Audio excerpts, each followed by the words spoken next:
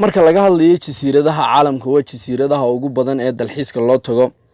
Ilhaan Komantigareed waa jasiirad ku taalla wadanka Brazil 185 kiiloomitir u jirta gobolka São Paulo.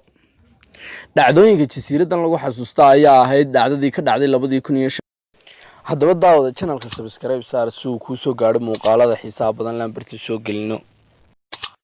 10kii koox dalxiisayaal oo dalxiis u aaday balse markii baaritaan lagu sameeyay lafahoodii oo kaliya la helay. jasiiradan ayaa daawada markaas oo eegto kula eeg jasiirad aad iyo aad u qurux badan balse xaqiiqadu inta way ka duwan tahay. jasiiradan ayaa hadda dalxiis u tagto ama nasasho u tagto wax hal daqiiqo ka yar naftaada ku waayi kartaa 90%. jasiiradan ayaa wadanka Brazil ayaa mamnuucay 2016 bilowgiisii balse u ogolaaday oo kaliya khubarooyin ku takhasusay baaritaanka. daawada jasiiradan ayaa lagu qiyaasaa Masaska ku nool ilaa 4000 oo mas. khubarooyinka baaritaanka ayaa jasiiradan xaqiijiyay inay tahay jasiiradaha adduunka ugu khatarta badan.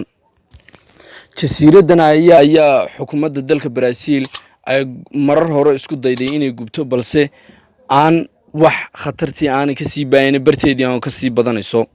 haddaba daawada ma jeclaan lahayd aniga iyo adigu inaynu jasiiradan wada tagno? haddii ay tahay jawaabtaadu ha commentiga fariin noogu soo reeb.